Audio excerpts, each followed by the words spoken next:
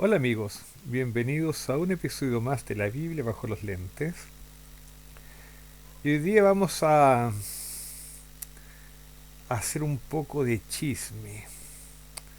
En portugués diríamos vamos fofocar. En buen chileno vamos a pelar. Sí amigos, no vamos a dejar títere con cabeza. Vamos a desmembrar a los personajes bíblicos. Así es que yo los quiero invitar hoy día a que vayamos al libro de Génesis, y esto no debía pasar.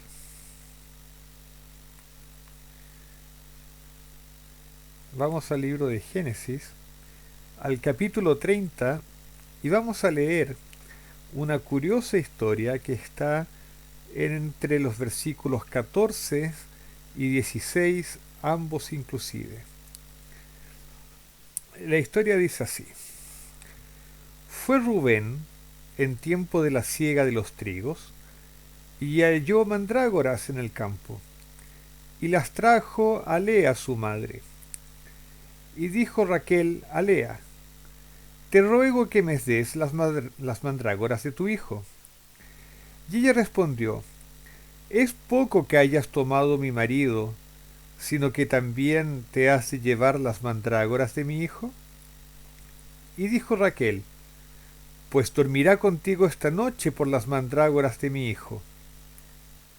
Cuando pues Jacob volvía del campo, a la tarde, salió Lea a él y le dijo: Llégate a mí, porque a la verdad te he alquilado por las mandrágoras de mi hijo. Y durmió con ella aquella noche. Ok, ese es el texto. Es una historia que uno ha leído, ha escuchado cerca de ella 300.000 veces, pero no siempre se acaba de entender bien eh, la razón de la historia, por qué está en la Biblia y qué hay detrás de ella. Entonces yo les propongo analizarla al estilo de la Biblia bajo los lentes, ¿no? Y propongo leerla en paralelo con la historia de Jacob y Esaú. Porque lo que tenemos aquí en realidad es una historia que refleja la rivalidad entre Raquel y Lea. Y que esa rivalidad, de cierta manera, es paralela a la rivalidad entre y Esaú. Jacob y Esaú. Entonces vamos a comenzar dando un contexto, dando contexto familiar. Y vamos a empezar por los nombres. Voy a colocar mi imagen en grande. Vamos a comenzar por los nombres. Eh, Vamos a usar los nombres en hebreo. Para los nombres en hebreo son bonitos, es bueno que los vayamos aprendiendo. Jacob es Jacob, Esaú es Esav, Raquel es Rachel y Lea es Lea. Empecemos por Esav. Esav de hecho es el primogénito entre los dos hermanos. Acuérdense que Jacob y Esav son hermanos mellizos. No son gemelos, pero son mellizos. Y Esav nace primero. ¿Y por qué que le colocan el nombre Esav? Le colocan el nombre Esav porque él nace todo peludo. Y Esav hace referencia a eso, que es peludo. De hecho, Esav cuando crezca se va a transformar en un hombre de campo, en un hombre de acción, alguien que le gustaba salir a cazar. Debe, eh, debe haber sido muy atractivo para las mujeres, se lo pueden imaginar, eh, grande, musculoso, con los músculos pectorales bien definidos, abdominales bien marcados, con, con el cabello largo al viento, pelo en pecho, ¿m? tipo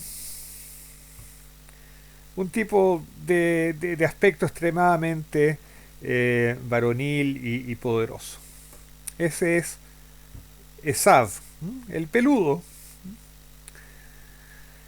al que después se le dio un sobrenombre, se le dio el sobrenombre de Edom, que significa rojo. ¿Por qué? Porque cuando él vio a su hermano cocinando lentejas y él venía cansado del campo, le dijo, dame de eso rojo rojo. Entonces le pusieron como sobrenombre rojo, Edom. Vamos a volver a su historia en un rato más. Entonces Esaf es el peludo, el tipo macho alfa. Después tenemos a Jacob.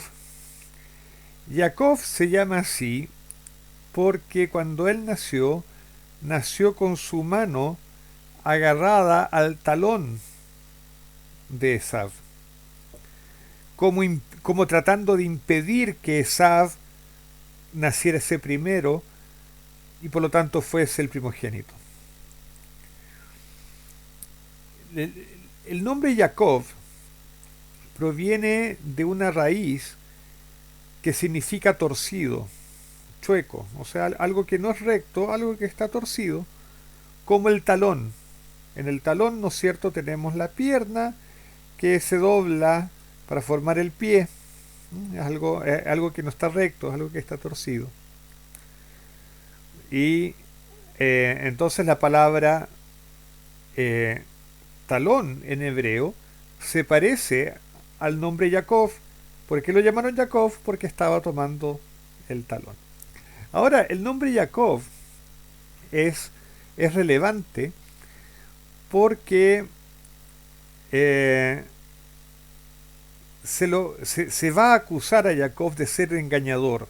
De hecho, él, por instancias de su madre, de Rebeca, de Rivka, va a engañar a su papá Isaac, Itzhak, Itzhak en hebreo, lo va a engañar fingiendo ser Esav. O sea, Jacob va a fingir ser Esav para engañar a su padre y obtener la bendición que le correspondía al primogénito. Entonces Esav va a decir, con razón se llama Jacob, porque es un tipo torcido, es capaz de engañar. Lo curioso es que después, muchos años después, algo así como, qué sé yo, 40 años después, eh, se le va a cambiar el nombre a Jacob cuando él luche con un ángel. El ángel le va a cambiar el nombre y le va a poner el nombre Israel. La etimología de Israel no es completamente clara. Hay varias explicaciones para la etimología de Israel. La que aparece en la Biblia es que la palabra Israel se parece a la frase luchó con Dios, el que luchó con Dios. Y de hecho el ángel le dice, luchaste contra los hombres y contra Dios y prevaleciste, y por lo tanto te vas a llamar Israel. Pero hay otra forma de entender el nombre de Israel. Israel se parece a la frase Yashar el.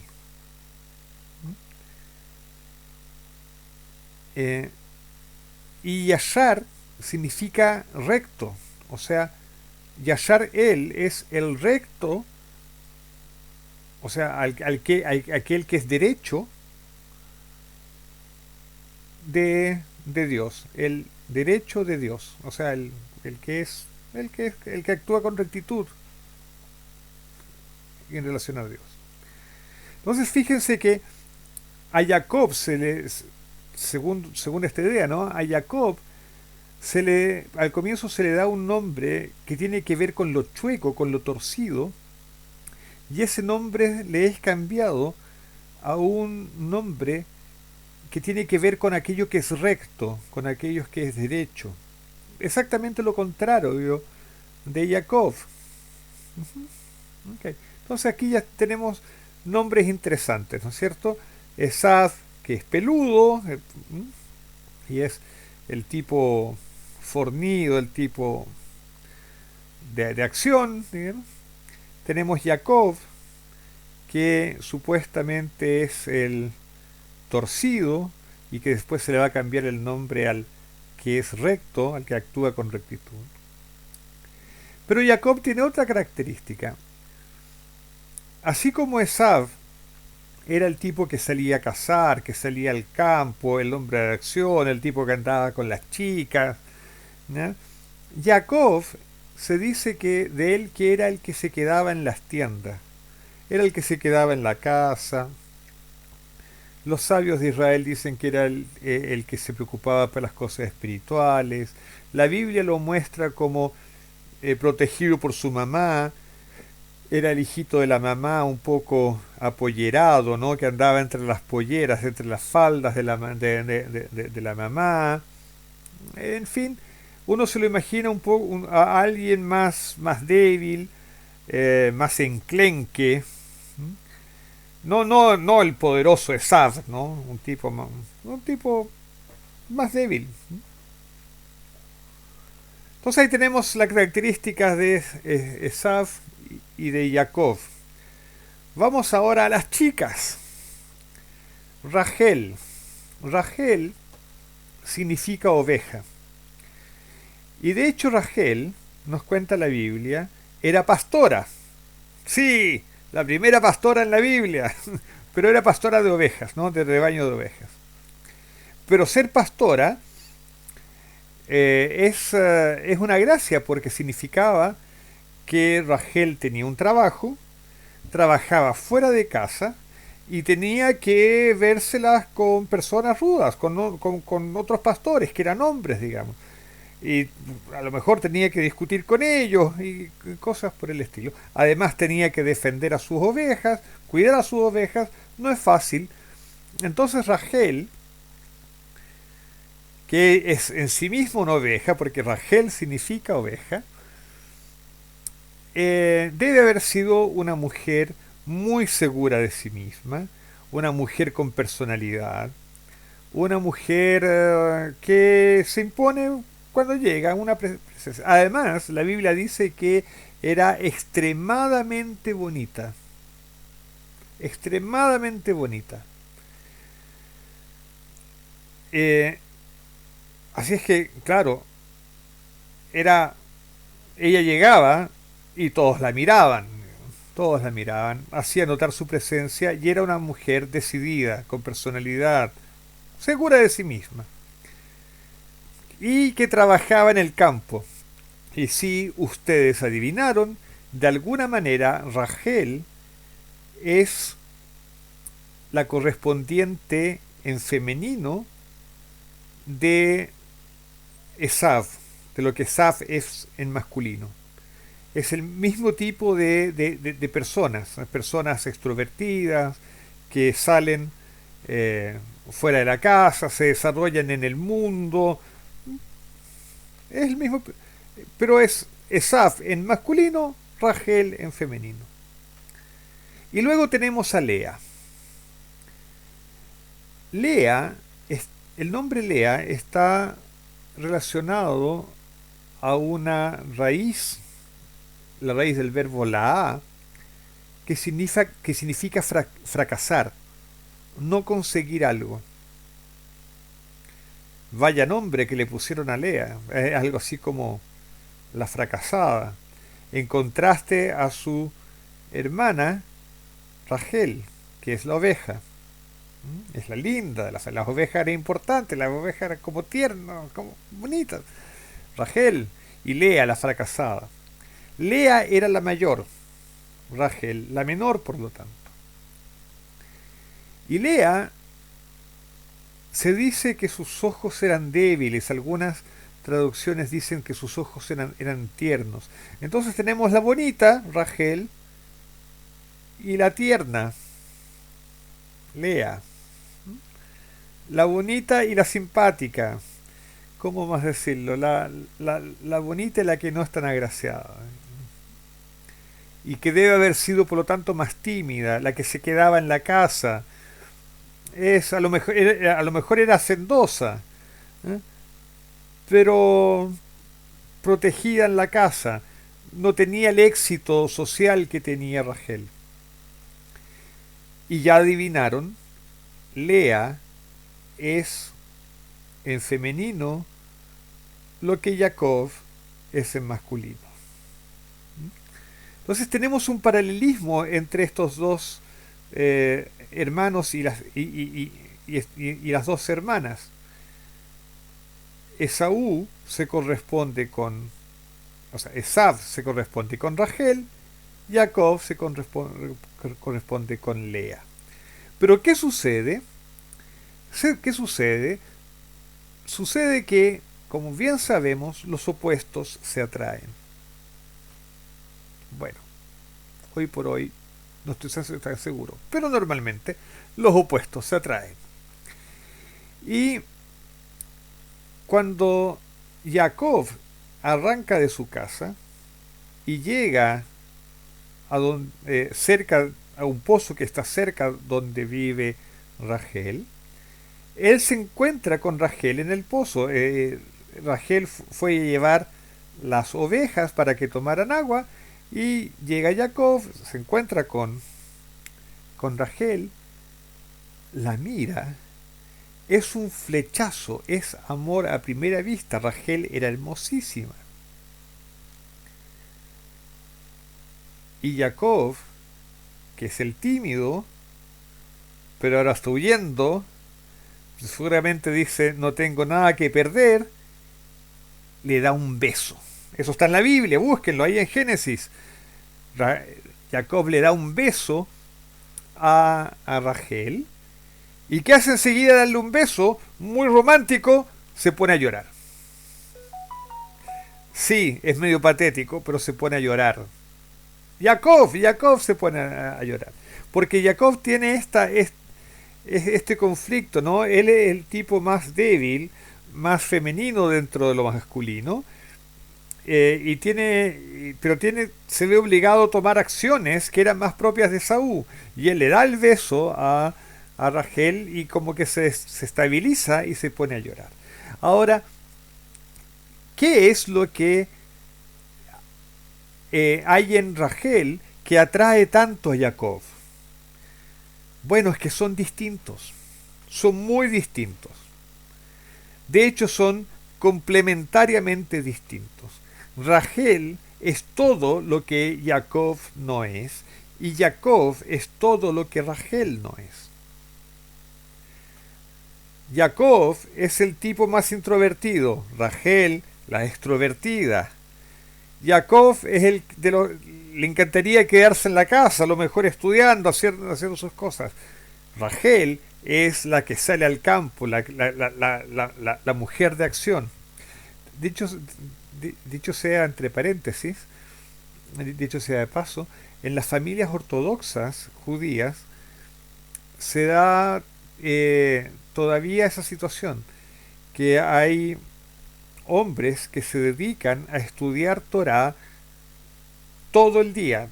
Para ellos su actividad, su vocación es estudiar Torah, y las esposas trabajan para mantener el hogar. Y hay mujeres dentro de la comunidad ortodoxa que lo único que anhelan es casarse con hombres que sean estudiosos de la Torá, para que lleguen a ser grandes en Torá, que lleguen a ser llenos de sabiduría de Torá, porque es importante para ellos, y no tienen ningún problema en salir a trabajar, en ganar dinero para sustentar la familia. Okay. Entonces es un poco de eso seguramente de lo que se trataba esto de entre Jacob y Rachel. Y tenemos a Lea. Lea, como dijimos ya, es igualita a Jacob. Por tanto, es evidente que para Jacob no era atractiva. No solamente por el aspecto físico, no era atractiva porque era igual a él. Era igual a él. ¿Qué podía haber de interés? ¿Qué podía querer encontrar en Lea? Dicen los comentaristas medievales, que en el plan original, Lea estaba destinada a casarse con Esav y Rachel estaba destinada a casarse con Jacob. ¿Por qué? Porque Lea complementaba a Esav y Rachel complementaba a Jacob. Porque en este mundo se necesitan aquellas personas que actúan en el plano más espiritual, que son, y, o incluso en un aspecto más secular, que actúan en las artes, que actúan en aquello que no necesariamente es provechoso monetariamente. Y también se necesitan las personas que actúan en el mundo, que son personas de acción y todo. Y lo ideal es que esas personas se complementen. Porque el ser humano, la humanidad, necesita actuar en lo que es productivo, en lo que es acción en el mundo, en lo que es la transformación material del mundo, y también necesita actuar en aquello que es transformación espiritual del mundo, transformación intelectual del mundo, incluso transformación emocional del mundo. Se necesitan todos esos aspectos. Por lo tanto, Lea complementaba a Esav y Rachel complementaba a Jacob. Era el mundo perfecto, pero las cosas no sucedieron así. Y lo que sucedió es que por artimañas del padre de estas dos chiquillas, Labán, Jacob se casó primero con Lea y después con Rachel. Y lo que debió haber sido el mundo perfecto se transformó en un completo caos, porque ahora tienes a Lea y a Rachel compitiendo por el amor del mismo hombre, Jacob, que es esposo de ambas.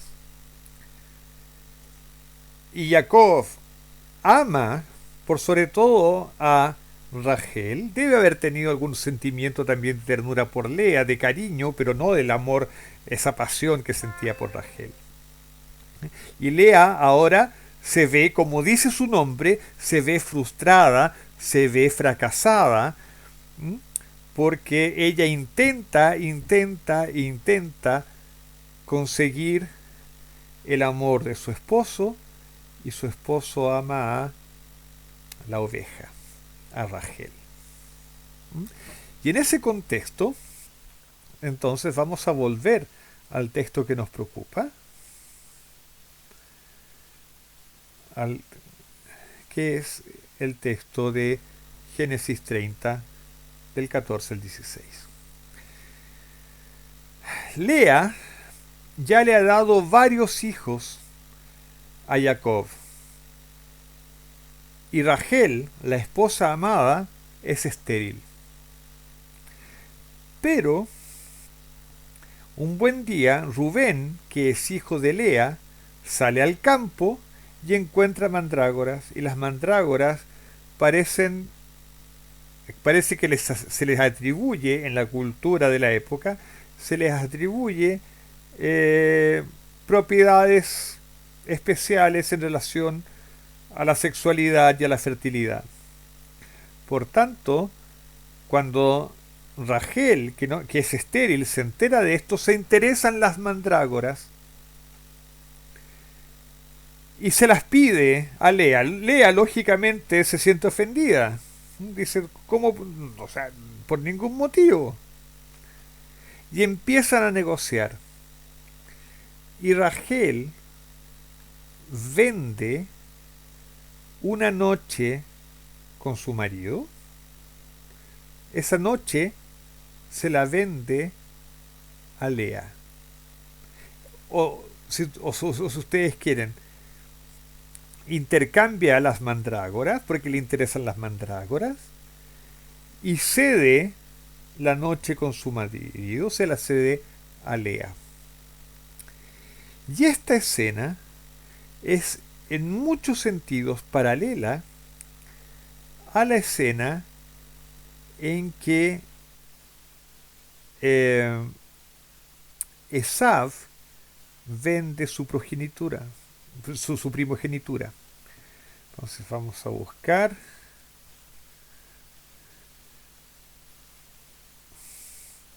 En Génesis 25, 5 capítulos antes, se cuenta que en el capítulo 25, verso 29 en adelante del libro de Génesis, se cuenta que Jacob, ¿no es cierto?, que hizo un potaje y volviendo Esaú del campo, dijo a Jacob: te ruego que me des de comer de ese guiso rojo, el hebreo dice ese rojo rojo, pues estoy muy cansado. Por tanto, fue llamado su nombre Edom. Edom significa rojo en hebreo. Y Jacob respondió: véndeme en este día tu primogenitura. Entonces dijo Esav: he aquí, yo voy a morir, yo voy a la muerte. Este mundo es pasajero y yo quiero disfrutar de este mundo y no sé qué vaya a haber en la muerte, qué pueda haber. Yo voy a morir. ¿Para qué pues me servirá la primogenitura? Y dijo Jacob: júramelo en este día. Y él le juró y vendió a Jacob su primogenitura. Entonces Jacob dio a Esav pan del guisado de las lentejas, y él comió y bebió, y se levantó y se fue. Así menospreció Esav la primogenitura. Ok, Esav estaba con hambre, quería comer, Jacob tenía lentejas, entonces él compró lentejas, pero lo compró ¿con qué? Con lo más importante que tenía. Lo más importante era la primogenitura, porque eso le daba derecho a la bendición, a continuar el pacto con Dios y todo lo demás. Alguien podría decir: sí, pero comer también es importante, porque claro, uno tiene que sustentarse. Sí, pero claramente Esav estaba exagerando. Él no se iba a morir porque esperara un par de horas más y se preparara alguna comida a él o alguna otra cosa. Pero intercambió la primogenitura, que es algo elevado, de significado espiritual, de significado trascendente, por algo que es pasajero, por un plato de lentejas. Algo parecido ocurre con Rachel y Lea. Rachel está preocupada por las mandrágoras. Es cierto, ella quiere tener hijos. Pero ella tiene el amor de Jacob. Jacob la ama. Jacob se derrite por ella. Pero ella no está feliz con eso. Ella quiere ser mamá porque es lo que se espera de ella. Y ella, que lo tiene todo, menos los hijos, se siente frustrada por eso. Y coloca su confianza en las mandrágoras en vez de colocar su confianza en Dios, por ejemplo. Coloca su confianza en las mandrágoras y es capaz de cambiar a su esposo, a Jacob, por las mandrágoras. Entonces, de alguna forma, Rachel despreció a Jacob de la misma manera como Esav despreció su primogenitura. Además, que yo creo esto, yo creo que todos los que escuchen esto me van a odiar, pero Rachel en este punto quizás muestra un poquito de inclinación hacia la idolatría. Una de las matriarcas de Israel con inclinación a la idolatría, lo que se confirma, yo creo yo, cuando Rachel en unos capítulos posteriores roba los ídolos de su padre. Hay una tendencia de Rachel, no estoy diciendo que Rachel fuese idólatra, estoy diciendo que hay en ella una tendencia hacia la idolatría. Tendencia no es pecado, ¿ok? Los pecados son los actos. Pero hay en ella algo que la empuja. De la misma manera como en Esav había una tendencia a la idolatría. ¿Okay? Y es esta que en el fondo se ve expresada en una fascinación por las cosas materiales. ¿Okay? Esa incapacidad de ver lo trascendente. Y yo creo que eso le pasa a Rachel, es parte de su personalidad. Los personajes bíblicos no tienen por qué ser perfectos, y yo creo que Rachel tenía ese defecto, que era el mismo defecto que tenía Esav. Y Esav probablemente lo hubiese curado con la influencia de Lea, y Rachel debió haberlo curado con la influencia de Jacob, y probablemente lo curó en algún momento. Pero así como a Esav, el haber despreciado su primogenitura le costó haber quedado sin bendición y haber quedado fuera de la posibilidad de transmitir, ser el transmisor del pacto de Dios, a Rachel, el despreciar a su marido, le costó, creo yo, morir joven y no ser enterrada con su marido. Jacob está enterrado con Lea, no con Rachel. Rachel está enterrada cerca de Belén y Jacob y Lea están enterrados en Hebrón.